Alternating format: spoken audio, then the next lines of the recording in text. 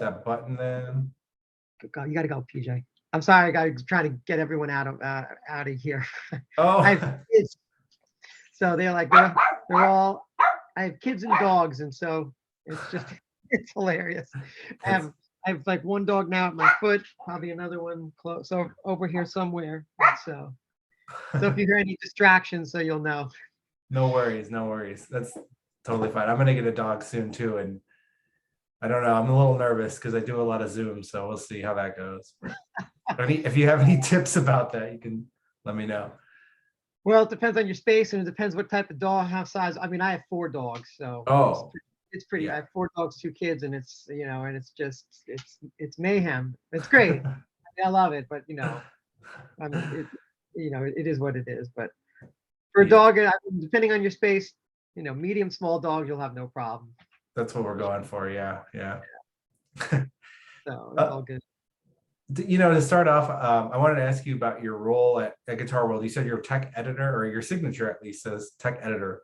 So what all does that entail?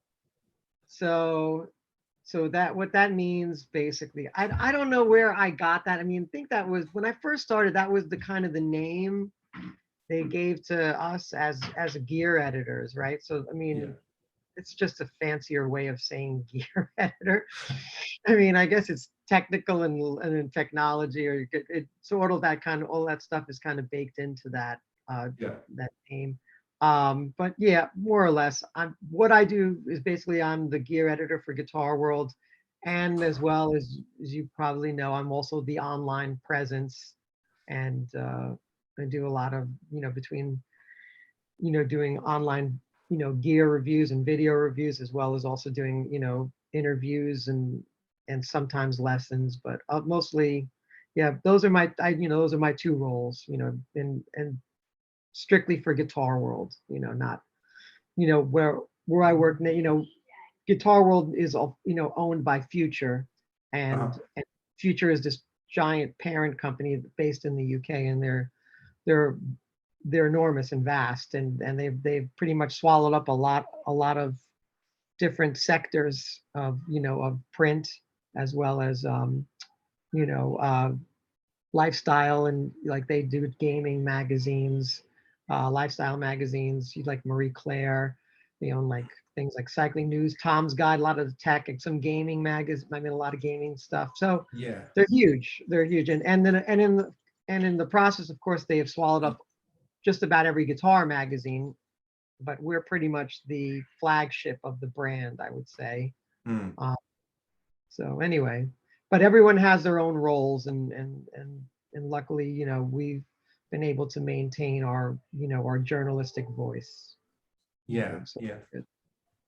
Well, So what would you say is the like unique voice of Guitar World that sets it apart from other guitar publications? So that's a good question. So I've been saying it for years, even when all the guitar magazines were totally separate from each other, and not now some sort of conglomerate at this point, right? Uh-huh. Um, so I always felt that Guitar World, compared to other guitar magazines, I always felt that um, we balanced a bit of everything. We balanced the lifestyle. I mean, the lifestyle, the gear end of it, but a lot of it had. But really, I think attribute the biggest success of the magazine is that we were pretty much the authoritative voice on lessons and tabs. Obviously we were the one of the first guitar magazines, I believe, that to offer you know guitar tabs, and like four, back in the day, 4 to 6 songs that a lot of guitar players latched onto, and we were able to, to a lot of people, a lot of guitars. But back when there was no internet, right? So all you had were guitar tabs to learn your Yeah. favorite classic songs, whether it be classic rock, grunge, or metal. So that was it. So I think, again, that is a large part of Guitar World success. So I think Guitar World is that magazine. I mean, we pretty much cover the whole spectrum of the world of guitar, if you will. Yeah. Uh, Whereas I always felt other magazines, also other magazines maybe focused a little more on gear. Other magazines may have focused on a lot more on let's say more of the really like players of the genre. I think but we became a little more like we went after a lot of the most famous of of most famous guitar players, and I think a lot of what some of the hotshot guitarists that a lot of other magazines at the time basically eschewed. They didn't want you know in a very strange way back in the 80s. If you think about it, they were a lot of the guitar player, for example, Mhm. they didn't really put a lot of the shred guys on their covers. It was basically legacy guitar players. They would put anyone like like Chet Atkins or Pat Metheny, great guitar players, mind-blowing, groundbreaking guitar players.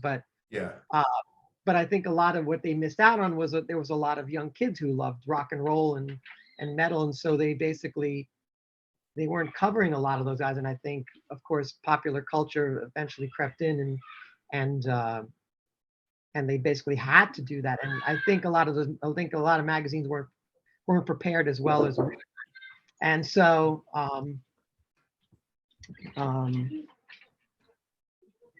so we were the ones who pretty much put the guys that no one wanted on the cover. So and that and that of course I attribute a lot to our former editor Brad Tolinsky, who was just great. He had a great vision, and also a great ear of like, or also a great um intuition on saying like, why is no one covering this guitar player? This guy is great, Mm. and and that pretty much put us on the map. So Yeah. um but I think that's what separates us from just about everyone else. And for some reason it's lasted this long, and it's plus the name itself. I mean, you got it.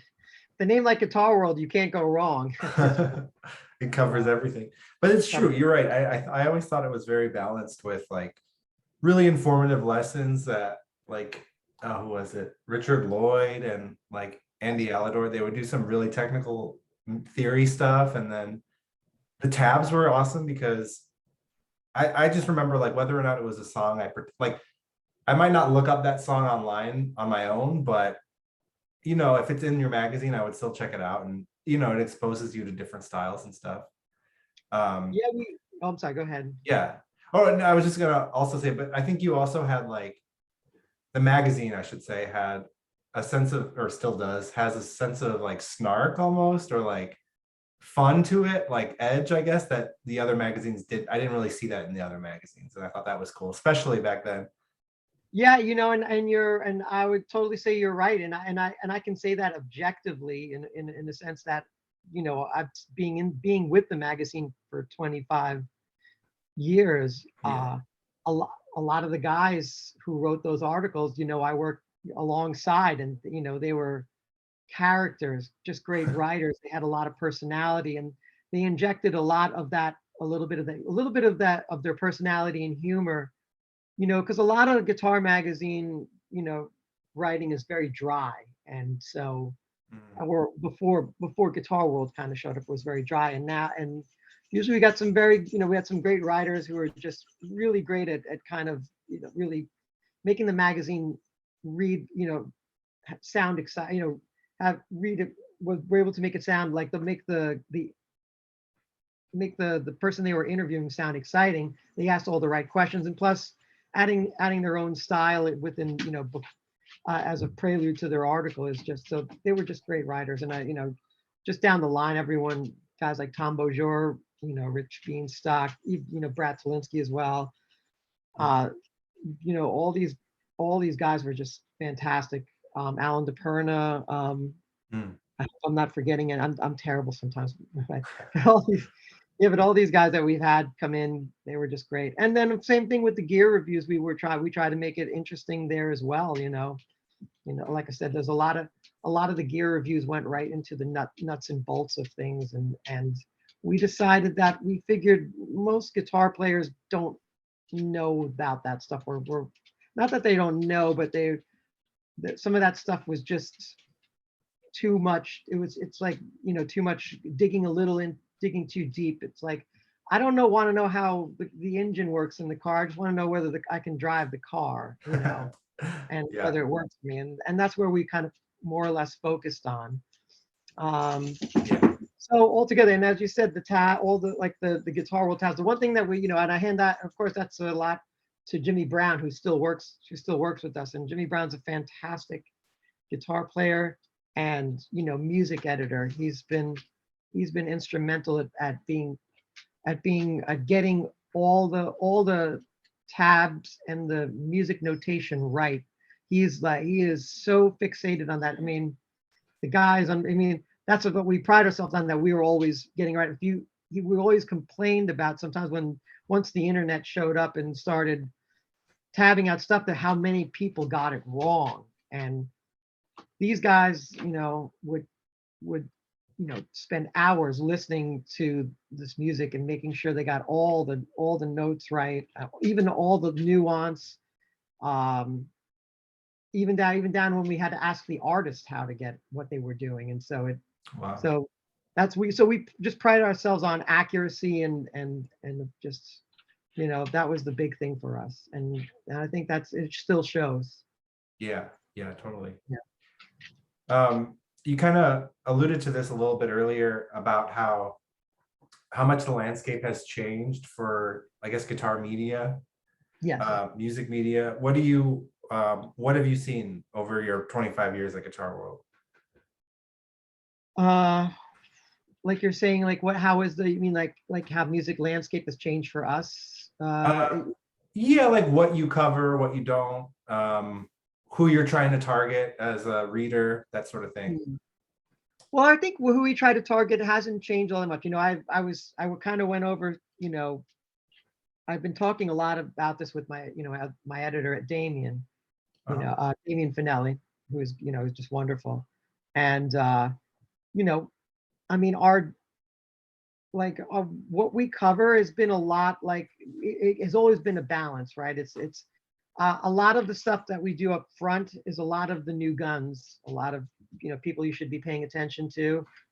And then Yeah, obviously on the covers is usually mostly a lot of the classic legendary guys, or guys who have come up the pike, who've established themselves within the last say 10 or 15 years. So we have we have guys like that as well. mhm, So we have I mean, I always felt that, I mean, if you were to ask, our demographic more or less, I've always felt that it's pretty much the same. It's been we usually get a lot of very young readers, and then we also have the older cats, somewhere in that you know 40 to 50, maybe even 60 range. And that's a lot. That's a big core of our audience as well. So, middle age. I'm trying to think of, yeah, somewhere in the mid to late 50s, I would say, is a good demographic. But we get the young guys. We try to balance it all. Up front, we'll get a lot of the younger people that our younger audience, really are paying attention to. And then, of course, we fill it out with just putting content of a lot of some of the classic, iconic guitarists. What's great is that even though these guys have been covered so many times, um, it's just the way the world has been is able to unearth even more stuff. Whether it's like unearth videos or live shots, and then just being able to have the artist kind of reflect on their career has been able to really has been eye-opening. They sometimes there's a lot of stuff that they just never revealed before, but they seem to touch on. So um yeah, yeah. But as far as the landscape of I mean, if you're asking also about how the landscape of guitar has changed, I find, yeah, it's been changing dramatically, and it's moving faster than ever. Like I mean, obviously a good example, as I said earlier, like um you know back in maybe the 90s and early, maybe the 90s or early aughts, you can kind of get away with, you put your Jimi Hendrix maybe twice a year, Eddie Van Halen another two times, Jimmy Page cover, Steve Ray Vaughan, David Gilmour, you put those guys on the cover and, you call it a day for the radio. And then maybe we find one or two guys that seem to be emerging, or the next year it's Randy Rhoads and whatever, it's been that. And then of course, as it's changed, then it became more of the next wave, like the Steve Vai's, obviously the Joe Satriani's and the John Petrucci's, so now you have, and the Zach Wild, so you've had to include all that. So obviously also the legacy guys start to, dwindle, and then some of the newer guns start to come up. And then, of course, I'm there's obviously there was new metal was very hot in the early, 2000, and then of course, then of course new wave, not new wave, I'm sorry, the new wave of metal guitar players, and then it's been changing. And then of course, within the last, let's say, 4 years, obviously has been the emergence of a lot of the YouTube stars. So like a bunch of young guns, or that have that, like, say, like, who would they be? I'm just let me try to get my name. Let's see, sorry, I had some notes here. Yeah, like well, obviously I should say, like, with the advent of YouTube, right? You had these emerging stars, like, Mateus Asado, Rob Scallon, Jared Dines, there was that, right? So we had a bunch of those players gaining a lot of attention because they were producing content at a rapid rate, that suddenly, guitarists just couldn't wait for magazines to provide them a lot of what they were, hungry for, right? So they would lock into all these younger generation of guitarists, so you have your choice all across, online, and putting out their own content, and that was very exciting, and that's very exciting. And so those guys kind of made names for themselves, and of course we've been covering a lot of those guys, and some we even put on the cover, I think. Now it's again, when I think about it, with the advent of like TikTok and even like some Facebook Live and all that stuff, is like now even the guys who started that movement, now they're even being surpassed by just the wealth, the thousands and thousands upon thousands of young guitarists who are just all out there. So that it's almost like it doesn't even matter who they are. It's just you're scrolling through your feed, you're coming across some young girl who's shredding your face off. Or even and then, like, with TikTok, you could just say, some guy just playing for 30 seconds, and you're just like, Jesus Christ, it's amazing. So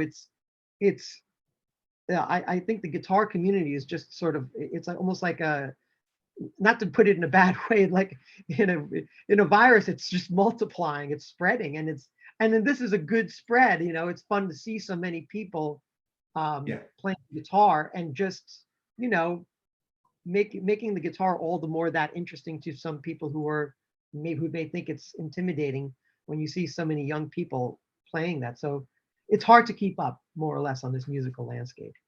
There's so much. I can imagine. Yeah, you're right. I mean, you scroll through like Instagram, like you said, and it's just. Yeah, exactly. I'm sorry, I missed out Instagram. That's a good point. There's tons of there's nothing but IG guitars.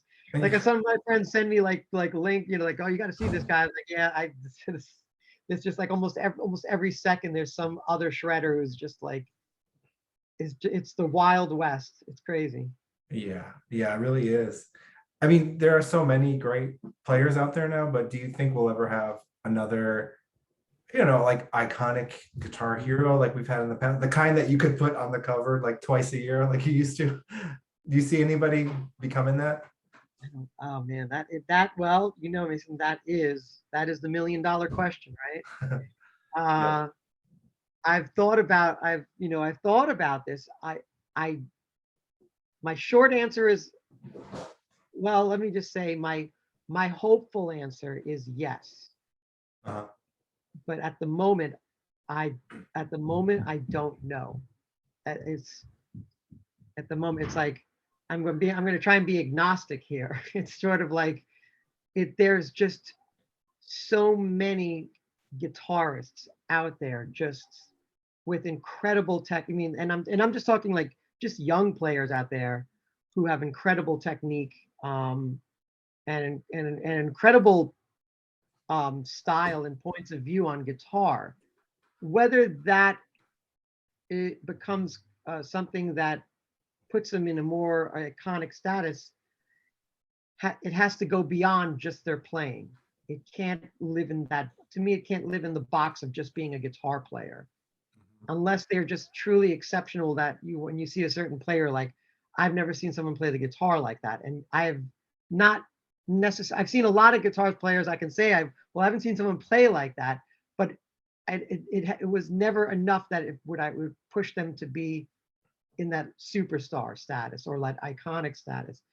Again, it all as I've always said throughout the years, it all has to boil down to them being in either working with an artist or have their own band and just writing songs that showcase their unique, voice on guitar.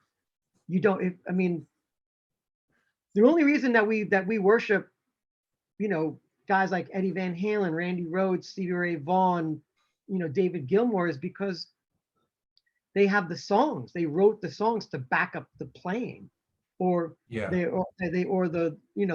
playing was just the icing on the cake, you know, to the song. So it just elevated it all. Their playing just elevated the song. So um, it's hard to do that now. And the other half of that is it's just hard to be that person on technique alone, I think. Mhm. I think it has to be a combination of texture, technique, and I don't know, voice. It's a hard trifecta to balance and make it, because again, I think a majority of younger players put a lot of stake in just technique, which is great, but it's to me it's more on how you apply all of that that makes it exciting. I mean, I don't know. Some of my favorite guitar players, I always feel when I heard their solos, what got me into guitar playing is like they had a great balance of. I always feel like playing lead guitar is is is is when the guitarist takes you on a journey. It's almost as if he's writing a summary, a short poem, or anything. It's sort of how he puts those words together. So you hear every word, and you're able to savor each word. And then there's parts where he maybe flows the words really fast, and it tickles you in a certain way, and that's an artistry, right? So it's the same idea. It's like whether it flows fast or slow, they just knew where all the you know where all the highs and lows of what they're playing, but you were able to sing these solos. But when you have such technique that where it just sounds like a constant barrage of notes, it's impressive on its face, but it doesn't you can't really sing it, and you can't really it's not memorable. But you ask any guitar player, you can hum the solo to Hotel California, or Stairway to Heaven, or any number of classic songs, or even others, from other bands. That's what makes some of these guys so noteworthy, is just the fact that they're some of the solos that they wrote, and their technique, and even within the song, like Eddie Van Halen, are able to really translate their style, as part and parcel of the song. So I Yeah. think that's the new generation of that. Whoever becomes that needs to integrate all those things, and it's a hard dance, because who knows? But I have faith. I believe there is someone out there like that. I think Yeah. there'll be some. I mean, a great example of that, I again is Kurt Cobain, who's fascinating to me, in the fact that just prior to that, hair metal was, prior to grunge, with hair metal, it just started to become tired and predictable. Uh, it was always like, the same big choruses, and then we all waited for the guitar solo, and it was like, all right. And then after a while, it just becomes tired and and trite.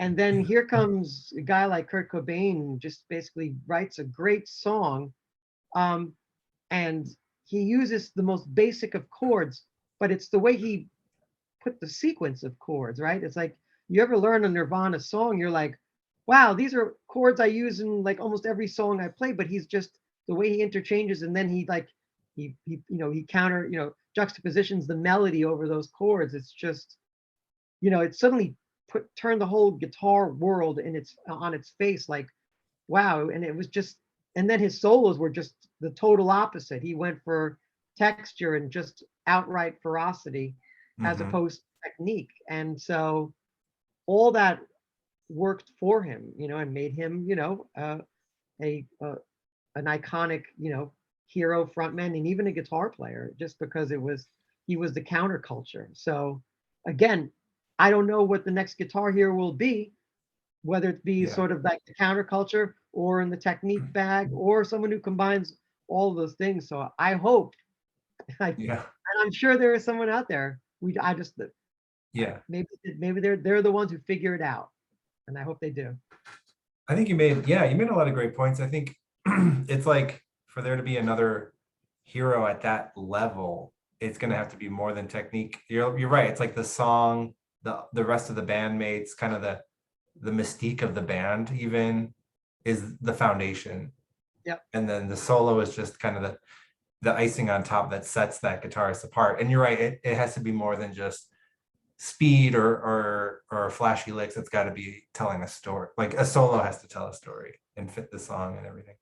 The solo just can't be gratuitous. That's really the thing. The one thing that was always great Yeah. about these guitar heroes is that the solo added to the song. Almost everyone that you can remember added to Yeah. that song. It's almost you can't extricate it from the actual song because it's so much a part of the song. That that's what really makes the actual, song flow in a way. It adds that extra level of of making it memorable. And Yeah. that's a great thing, So that's really what makes guitar players, and guitar players really need to do that a lot more. Mhm. So You're right. You're right. A certain Swedish guitarist who comes to mind that I won't name, but I was a big fan of his, and I saw him maybe 10 or I don't know 10 years ago or something, and I was just like after 10 minutes, I was like, okay, I don't think I need to stay. I can go. I've had enough. let me interrupt you there for a second. So I know exactly who you're talking about, Yeah. and being as old as I am, I actually saw him. I saw him when he first came to America, and I was a Wow. teenager. He was pretty much like probably maybe a few years older than I was at the time, but he was the young phenom, from Mhm. Sweden. And I saw him in a small club, and as I looked around me, and the only way I heard about him was I heard about him, of course, through some guitar magazines. Yeah. Back then, there was no channels of information, and through friends, I had his record, and I remember hearing the record for the first time. I'm like, my God, and I never heard guitar playing like this. It was so fast, so Mhm. precise, and of course so neoclassical.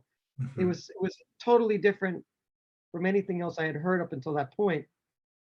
So I wanted to see it in person, and I remember going to see him, and and he back then he was it was I'm looking the first of all, I'm standing up front on the front of the stage, and I Yeah. just look around me. I'm like, oh, it's nothing but dudes here. We're all and everyone is guitar players. We're all like Yeah. this, all at their arms. And he comes out, and it's just everyone. We all looked at each other, and we're like, there's a new sheriff in town right now. Yeah. And he was just incredible. But to your point, I had that the same reaction. I was like, for like 5 songs in, I was just floored by his tone too. His Mhm. tone, the technique. It was just so it was ungodly. But then I found myself being fatigued by it. So by Mhm. the seventh or eighth song, I was like, okay, I heard enough. enough neoclassical for the day. I Yeah. just didn't, I just didn't hear the songs anymore. All I heard was just this really incredibly like fast technique and just great playing, but it wasn't enough to hold my attention. That it just everything started to sound the same. So I thought it was just me, like maybe this was some sort of phenomenon that maybe, but maybe I'm being jaded and all that. But I've seen him at least, boy, at least 5 or 6 times on multiple tours, and Mhm. it's always the same. It's always the same thing I experience. I hear him for 5 or 6 songs in, and I'm Yeah. blown away. I was like, my God, there's nobody better. And then after the sixth song, I'm like, all right, this is tiring. I can't do it. I was like, okay, I got the picture. I get it. It's more enough, please. No more, no more. I Yeah. need you in smaller doses. Because again, Yeah. just did not have the songs to hold me for a whole concert at that point. Yeah. But that just may be me. Maybe some people can listen to neoclassical metal all day long. That's just Sure. I was just done, but I needed to hear a little more melody than that. But yeah, just amazing, just amazing. And to top it off, it was the only time that I had seen him was that first time when he came over where he did a blues kind of spot solo for himself, where he didn't dig into the neoclassical bag. Mm. And it was so amazing. Like I literally, I looked at some of the other guitar playing friends. I go, if he did that, he'd be as big as Van Halen. Yeah. He'd be bigger than Van Halen in his songs. It's just like, but he didn't do it. He like because that was just not his thing. And he loved saying in that harmonic minor and minor keys. And but he definitely showed us that he could play like that in spades. And it was melt your face off good. So Yeah. great Yes. stuff. Yes. Yeah. Yeah. I wonder what could have happened if he broadened, his genre a little more. Could have been something really cool. I think he's done all right for himself, Yeah. all things considered, That's so he's done all right. But yeah. yeah, but I've seen them all. Like again, since you're bringing that up, I've seen a bunch of guitar players come up the pike, like just I've seen a lot of a lot of the ones I've kind of gravitated to. I've seen a lot of them live and even before they were famous. So yeah, so Yeah. I got a good reference. Yeah. I thought you would. I wanted to kind of go back to something, and I apologize. I didn't put this on my like list of questions for you, so I hope you don't think it's like a No, gotcha or anything. no, no, But no. so one of the big things I think that's changed in the guitar media at large, and then I know kind of no like definitively a guitar world is like portrayal of women. Like you had I don't know if this coincided with you ended the like catalog the Buyer's guide guide. like the buying guide, Yep, yep. and then you also had Saint Vincent on the cover with the bikini T-shirt, which I thought was hilarious. Um, what was were those two things going on at the same time? I don't remember. And also, what was kind of what was the talk and the decisions being made around that time with that shift? So let's see. I mean, and that's a fair question. So I mean, obviously, I was the editor in chief of those buyers guides with all the girls and stuff like that. And Uh, I think, um, you know, at the time when we did them, we were just looking at our audience. Our audience was primarily male dominated. mhm, Um, but this was prior to anything of say the movements of Me Too or or any women's movements. I always felt that we portrayed a lot of the women tastefully. I didn't want to be vulgar. And a lot of the women that I worked with when we did those type of things, they were incredibly professional, poised, and fun to work with. They were just and they loved doing it just as much as we loved, being able to, feature them. They and when you think about back then, you know, you could argue that maybe we were being exploitive, and that's a fair that could be a fair you could argue that. yeah. And but I'd also say that at the same time, a lot of the women that we featured, which were Playboy, which a lot of playmates, Playboy playmates, Mhm, um, a, a lot of them wanted to do this. They were actually excited it was also a lot for them. It was also channeling a lot of the idea of the sexiness of being, of the rock star, I mean, but I mean, let's be frank. I mean, everyone wants to be a rock star, and having a guitar in your hand exudes like a certain amount of power, it's and Yeah. sexuality. So whether you're male or female, so it's always been a very the guitar is a sexy instrument. It's and that's why so many people play it. It's just it looks great, and so I think a lot of that a lot of why we did that was just to do that. And of course men like to just look at women. I mean, just I hate, it's just the way it is. I I like mean, those when those would come in. yeah, Mailbox. but I'm not gonna lie. moving on again, at one point, you know I and as well as a bunch of us, we all started to become aware that the landscape was changing, Yeah. and we started getting called out on that a bit. And I felt when we ended, it was about where it needed to end, where we know where it just got to the point that, what, yeah, it's ran its course, and there's no need to do this anymore.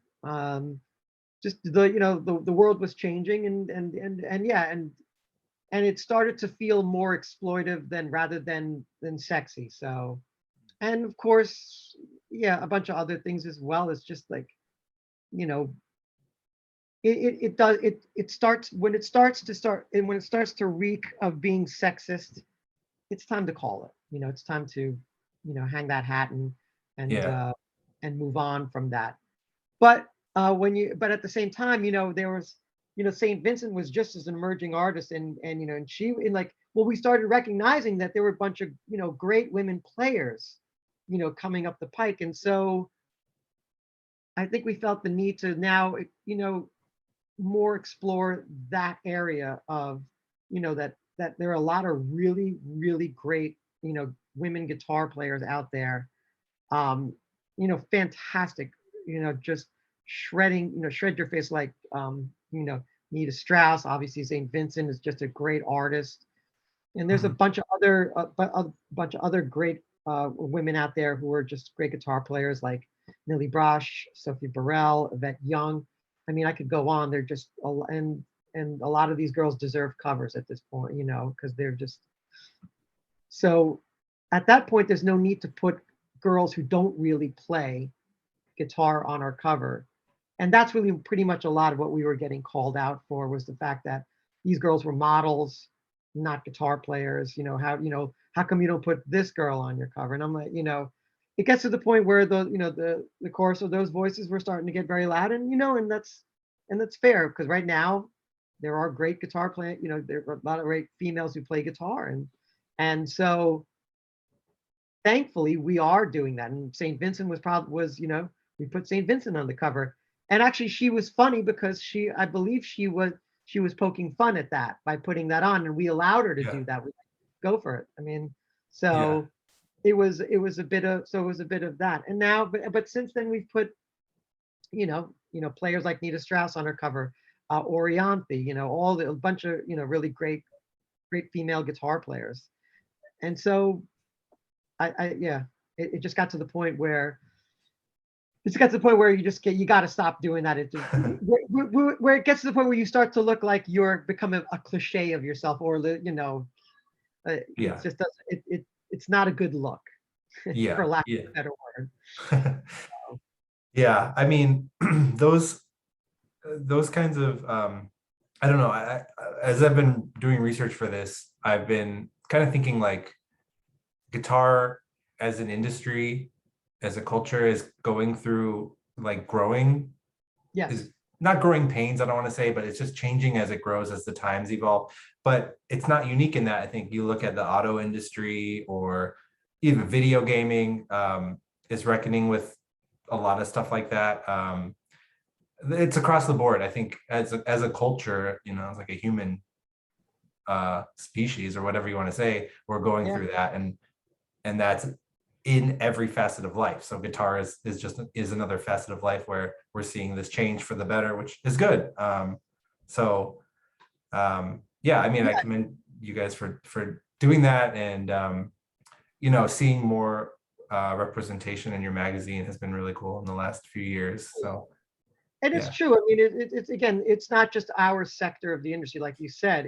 yeah, It's universal. It's just everything has changed. I mean, like you know, when you there, like even like you said, the automotive industry used to use girls in front of the cars, and just it becomes you're now like I said, why keep doing this this tired old trope of doing these kind of things that where now where we have just a wealth of young talented women who are playing guitar who deserve a cover and not necessarily someone who doesn't who's yeah, faking it so I think that's the bigger thing to focus in on and these are and all these women we put on the cover they're incredibly beautiful and attractive women who who can easily stand toe to toe with any of the models that we used to put on so it's so but the fact that they're artists that they can play guitar and they have a voice you know yeah it's time to retire that old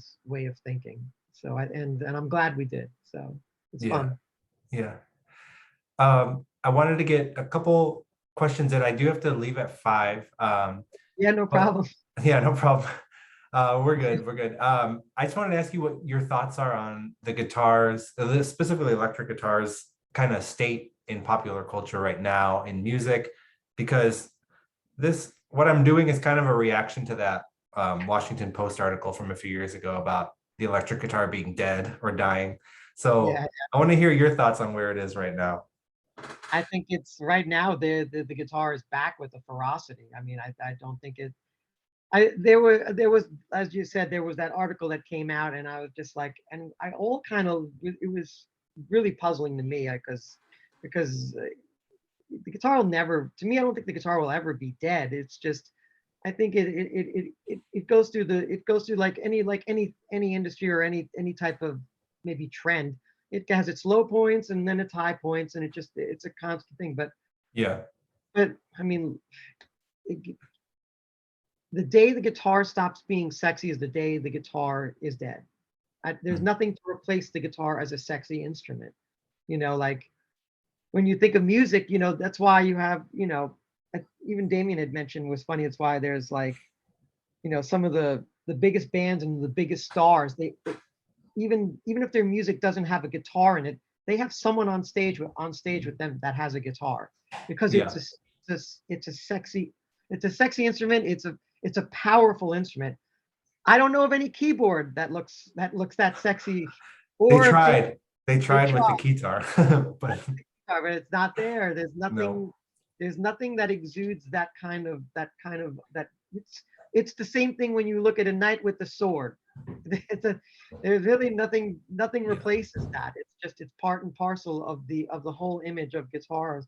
So uh so so guitar I don't think is ever going away. It's more popular than ever. But it but I will say that there's a point of the electric. They were trying to make a point about the electric guitar, and then they kind of worked their way towards acoustic. Now, granted, that was happening at the time.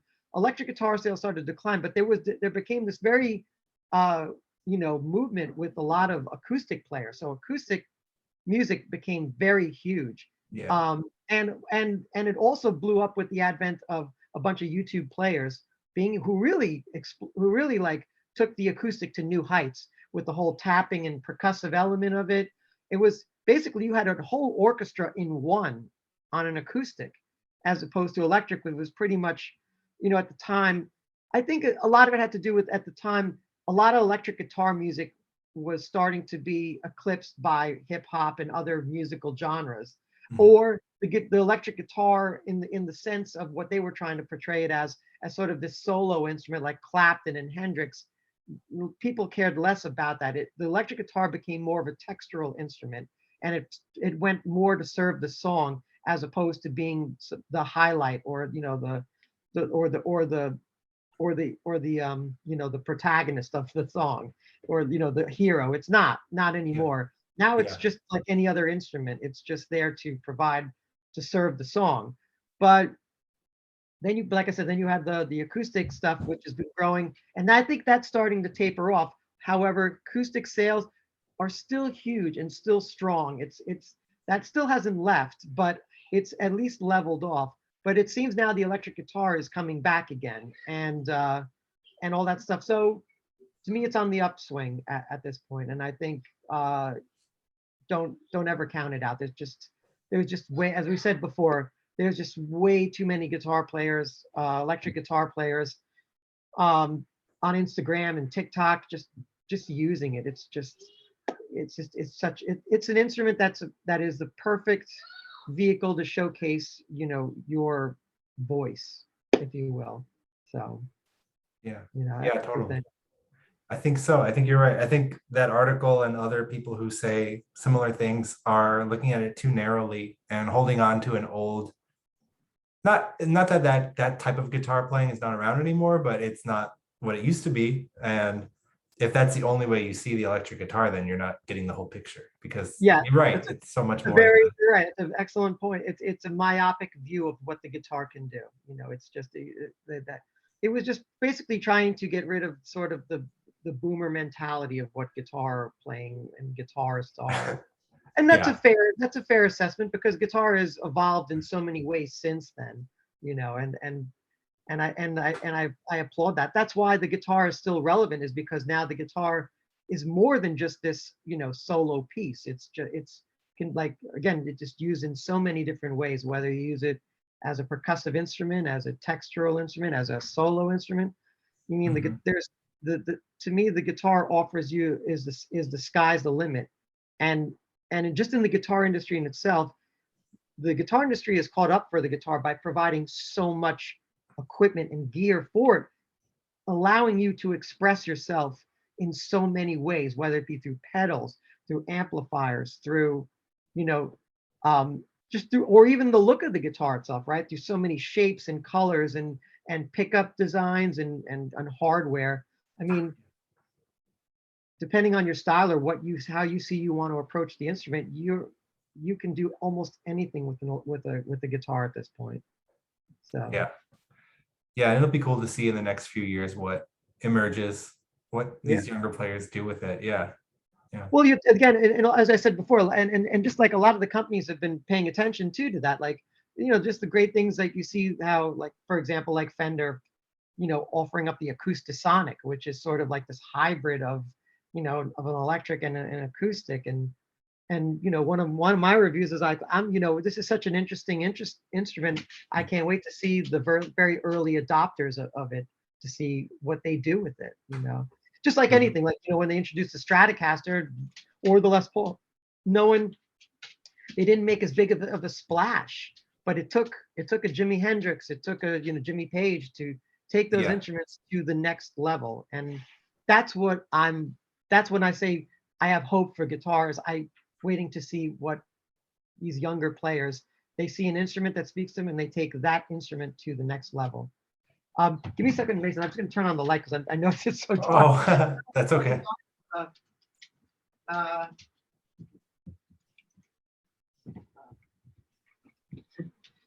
Hopefully that brightens things up a little bit. Oh yeah, Sorry. now I can actually see you. Yeah. Yeah. Anyway, so that's basically the deal with the guitar playing and guitars and the industry itself.